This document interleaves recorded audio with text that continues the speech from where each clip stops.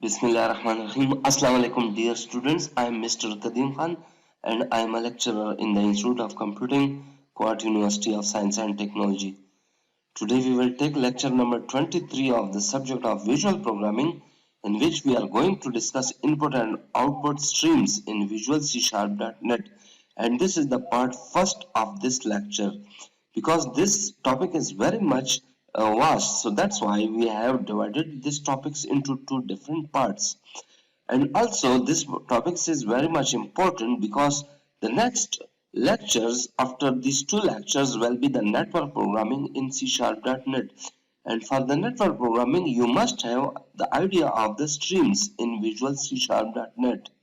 So we will discuss these topics thoroughly in these two lectures. This is the discussion agenda. It contains the topics of the input and output.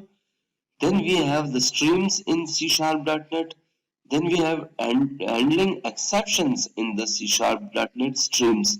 If there are certain problems arise in the C#.net streams, then what is the situation or the solution of handling these problems? Then we have releasing resources in the streams, and here are different examples of the programming, including the file.read alt text in C sharp, file.read alt text in C sharps.net, and then we have the file.read all lines in the C sharp.net, and creating the files in the C sharp.net, examples of file.create text and C sharp creative last write and last access times. And then we have the example of creating the last write last access time, and at the end we have the copy files in the C sharp.net.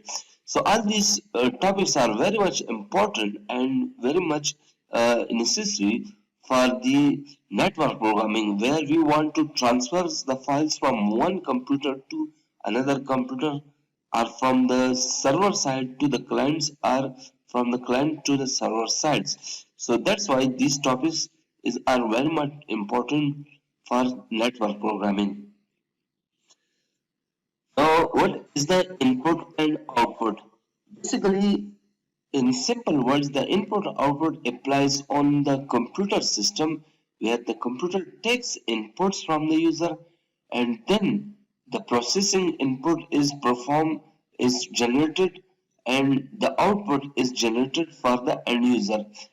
The output is usually displayed on the monitors or on the printer or on the displaying screen, while the input is taken usually in the form of the keyboard inputs are from the user input through the mouse. So input output to the network data transfers, as well as saving and loading to computers hard disk as well. So you can provide the input and output to the network systems. For example, when you want to email, then email or writing of the email act as an input, and when you read the email, that act as a output over the network. So input output also is in fact transfer over the networks. For example, when you pursue the or you watch the YouTube files or the videos, then that is the output here. So also the input output occurs in the form of the savings or opening the computer hard disk files. For example, when we create a new files or we want to save the files, then that occurs as an input. And when we open that particular files from the hard disk, that occur as an output for the end users. Now, input-output operations that are common to both types of transfers using .NET streams. So we will use the input-output operations here, and we will perform multiple topics and examples based on some input-output operations in the C#.NET language. Now, before the input-output and before the TCP/IP sockets programmings, we must have to understand the concepts of the streams in the C#.NET. As its name indicates, the stream is the stream of the water, where the input is created in the form of the waters, and when that water flows into multiple channels, these channels act as a communication channels are the pipes. So exactly here, the a stream is an abstraction of the sequence of the bytes, such as including the files in input-output devices are in inter-process communication pipes are the TCP IP sockets. Basically, the streams act as in abstract levels the sequence of the bytes here. The bytes include the data actually. For example, the data is stored in the form of the bit, and the bits is in fact the unit of the bytes. For example, multiple bits combines each others to create the bytes, and then bytes creates the MBs, and similarly gigabytes and terabytes and so on. So all these data is combined in the form of the sequence of bytes, and the data may be, for example, the text files, or it may be some audio or video files, and these acts as the input output devices, and then these files are the data is transferred over the input output devices, and the data is traveled in the form of the channels, or data is traveled into the channels, and these channels are inter-process communication pipes or TCP IP sockets. The pipes or the sockets are the software sockets, or it is in the form of the coding here. While these sockets are physically certain network sockets.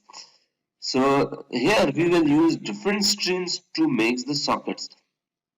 Now, streams transfer data from one point to another point.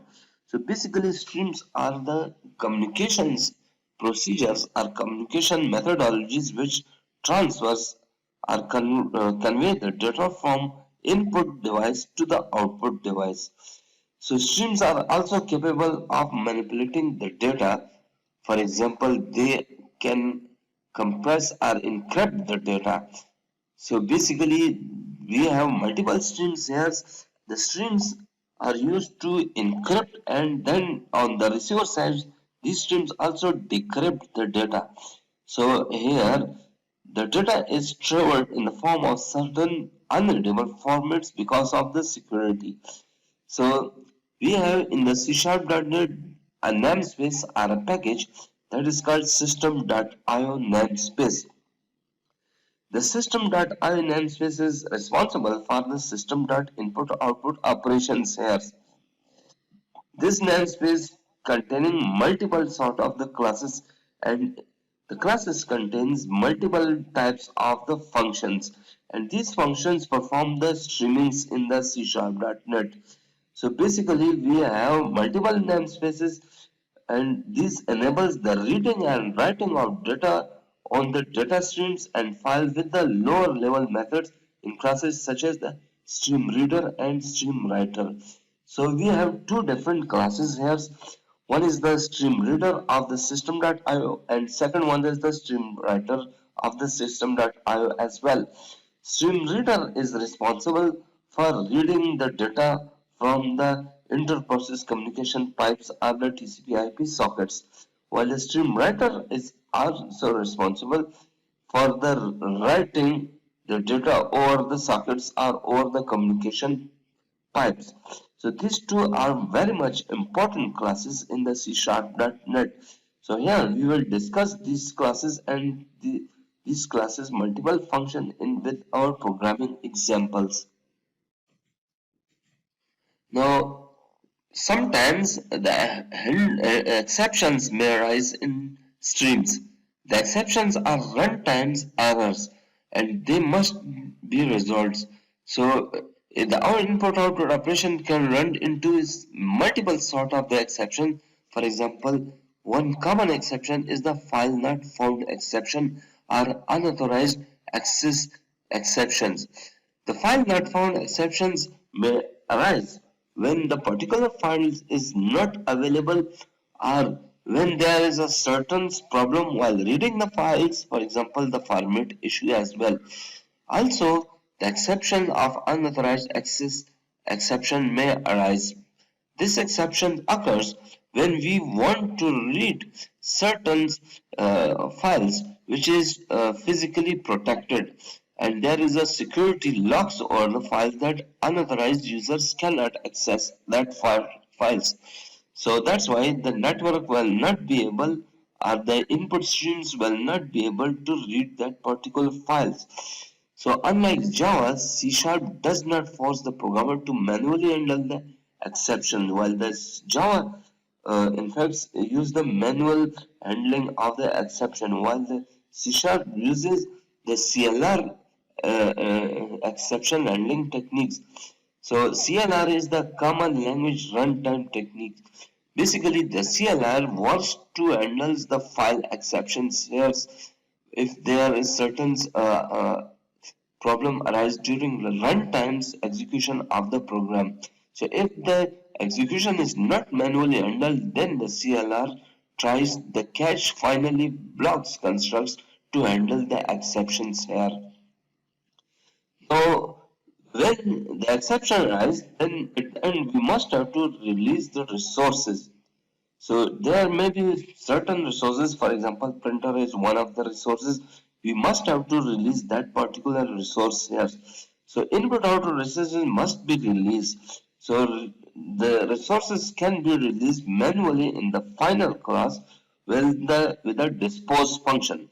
So basically the dispose function releases the resources, and that resources will be available for the next usage. For example, if you do not use the dispose function, then the file will be open always, and you other users cannot access that particular files. So here we will use, by using the keywords, you will use to release the resources with the help of the dispose function.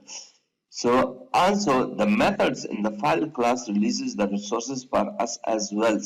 So we will also use the file class to release the resources. So here, first of all, we will read alt text in the C sharp.net. So here we will use that particular function, read alt text, this which is the file class function, and the file is in the using system.io package here.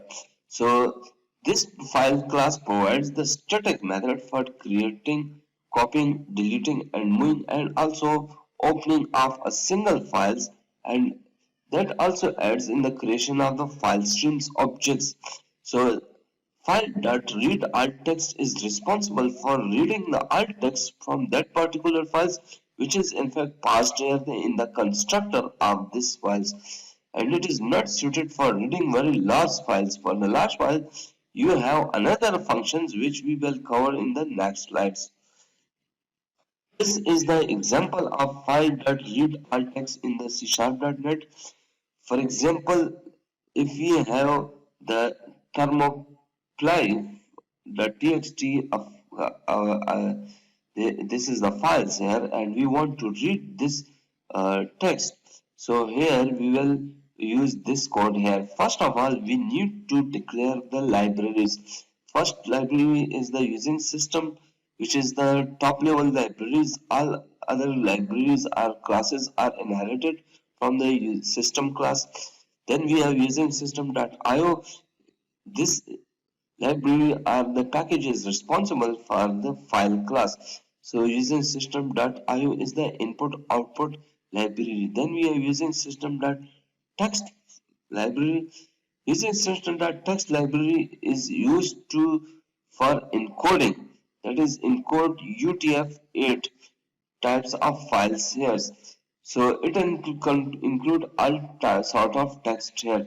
So here we are using system.text libraries for the encoding purpose, because it perform the encoding from the receiver sides.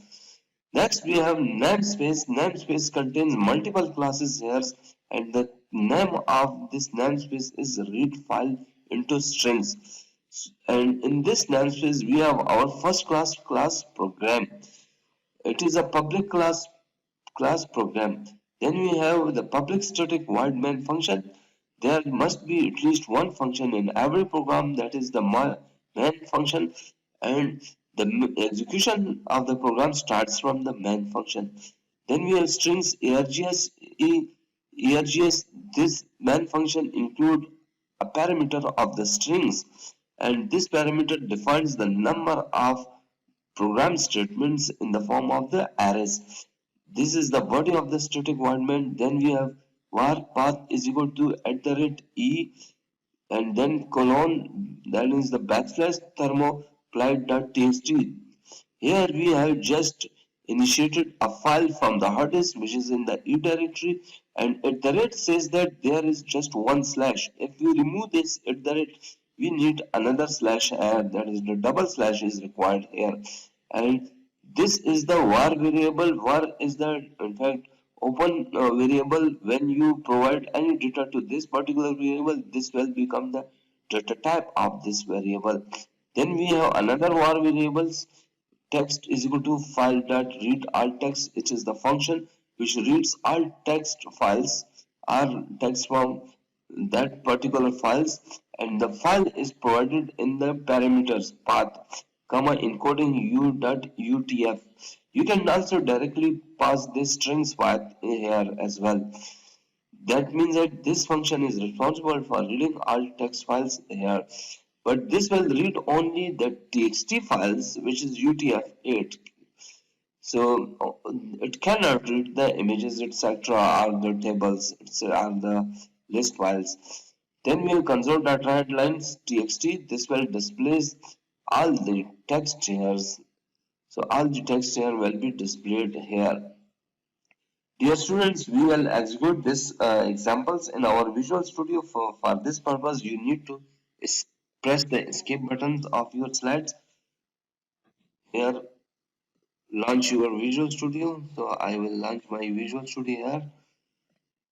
So meanwhile, the Visual Studio will be launched here. This is the flash screens of Visual Studio 2019 version. I am using the latest versions here. So meanwhile, the Visual Studio will be launched here. So the Visual Studio has been launched here. So I need to create a new file here. Click on create a new project.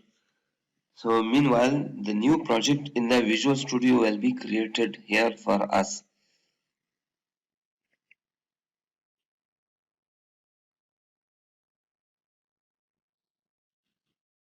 Now select the languages here. So click on C Sharp, then select the console application .NET Core here and click on the next. When you will click next, it will ask from the name about the project. That is, you can type any name here, should be the valid name here. For example, I like stream in stream project. That is the streaming projects here. For example, I want to create the stream project here. Then click on the create buttons to create that particular project for you. Now the Visual Studio is going to create the console application, which is the stream project here. So we should wait a little bit here.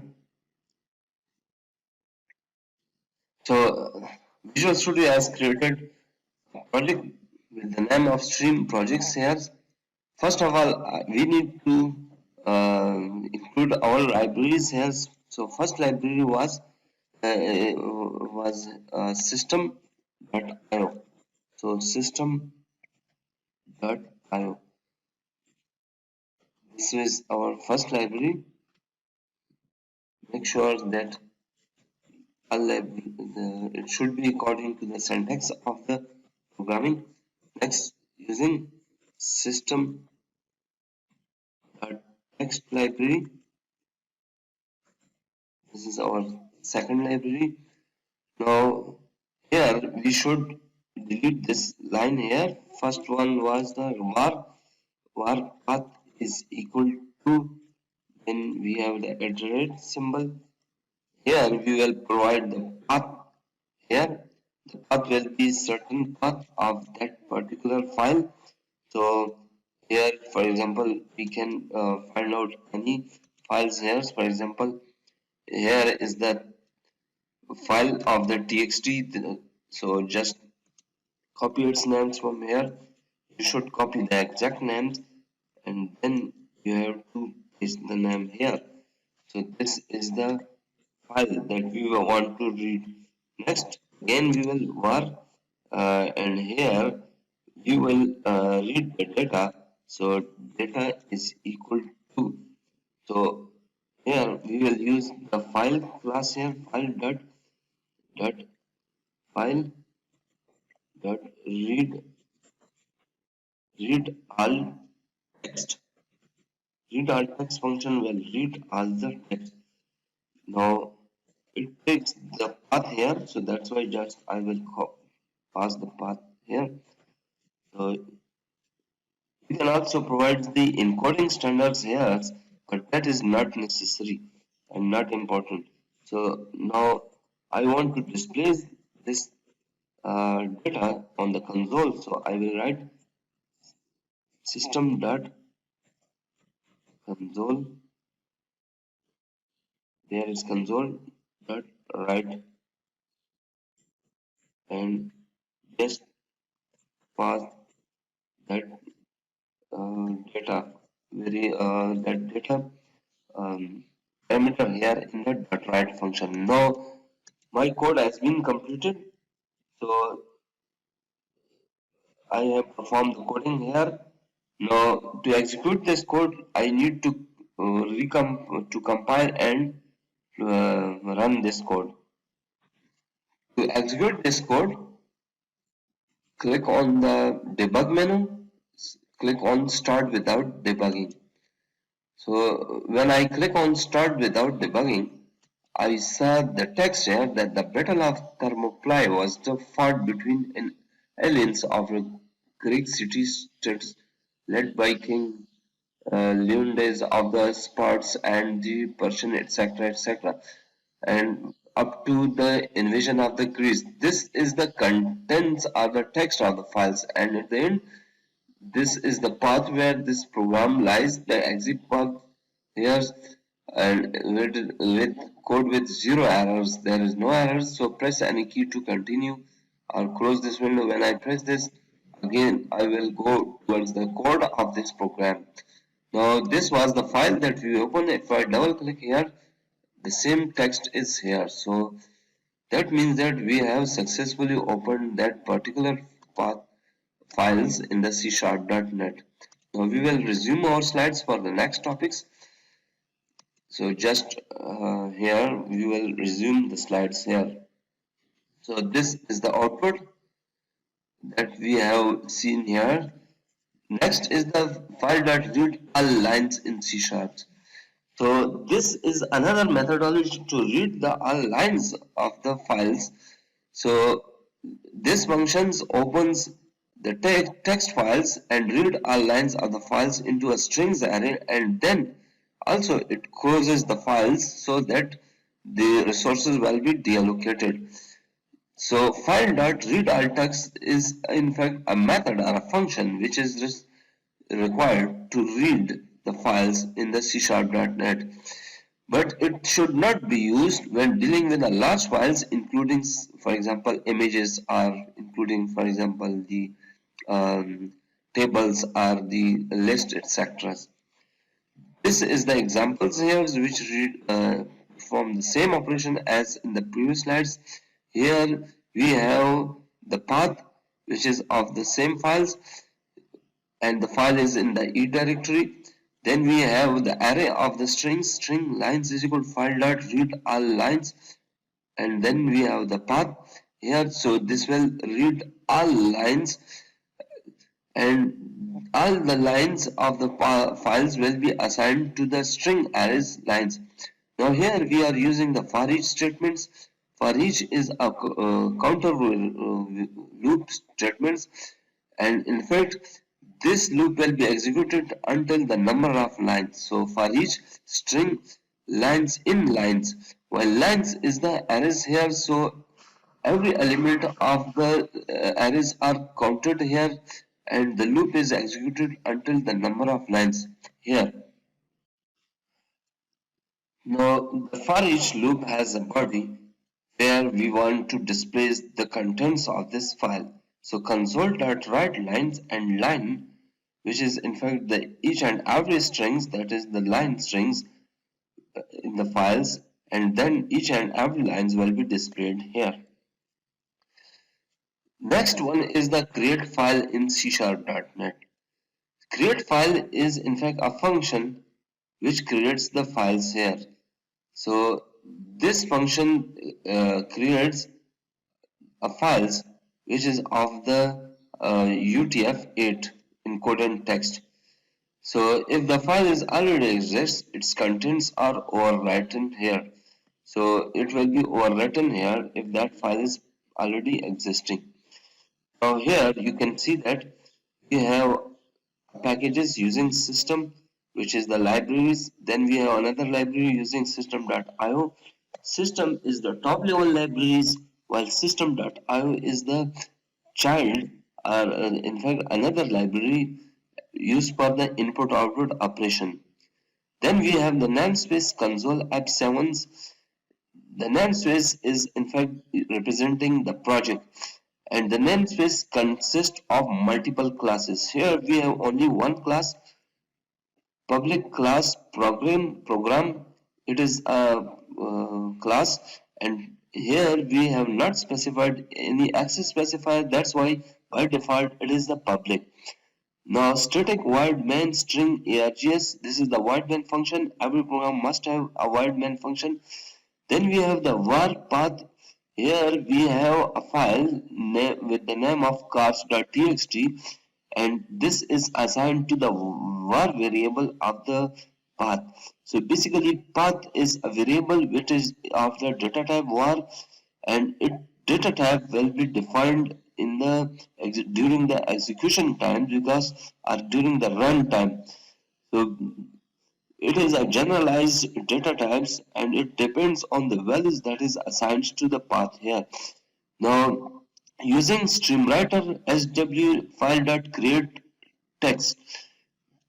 Streamwriter is a class which creates the files on the hard disk or on the network channel. So using directive, this is the using directive, and here streamwriter is a class of the input output of library. SW is equal to file is a class also of the input output directory dot create text. That means that text will be created, and it takes the parameters of the file with full path and name. So already full path and name path with the file name is created here, and it is passed into as a parameter to this create text function. Here sw.writeLine Toyota, sw.writeLine Suzuki, sw.writeLine BMW. So that means that three lines of the text will be saved or will be written onto these files, and this file will be created on this particular drives. Next we have create last write and last access times. So this will provide us information that the file will be created when its last writes has been happened, and when the last access time has been has happened here. So it gives us three different informations. So with the file class we can create the file, and if that file is existing, that means that if the file is exist, this function will return true or false here. Then when that file exists, then we will access the information of the last write and last access. Now here you can see that we have a path here with the create.txt files in the E directory, and if file.exist path, and it will this if will return the true or the false here. If the file is existing, that means that it is physically available, then console.writeLine file.get creation times. This will display the creation time of the file. File.get last write times. Last times that file has been updated or something is written in that file. File.get last access time, and last time that file has been read. So that means that last time that file has been accessed here. So all these three information will be displayed using the console.writeLine functions here. Next one is the copy file in the C#.NET. File.copy function copies one file over the another. So it function copies an existing file to a new file. So that's why it will take two different parameters. So it allows the overwrite files of the same name. For example, if we pass the same name here, so then it will overwrite the one file over the another file. So first we have the first path here, var src path is equal to @ecars1.txt. So here ecar1.txt is the first path here. Then we have the second path where destination path is equal to ecar2.txt. So in the E directory we have the second uh, file cars2.txt. At the red symbol represent that only one backslash is required here. So if we remove this at the red, then we also need another slash here. Then file.copy src path comma destination path comma true. So it will copy this files, that is the destination files, CSC files or the destination files. So means that all the contents of the first file will be copied here or the second files, which is the car2 files. And here just it will display console.writeLine files copied here. So it will display information that file has been successfully copied here. Dear students, this is the end of the lectures. If you have any questions, you can ask the questions to the email. My email is m.kadim@kust.edu.pk. I will wait for your questions. And these are two important books for your reference purpose. You can study this book, and these are very much important books for your information. Thank you very much.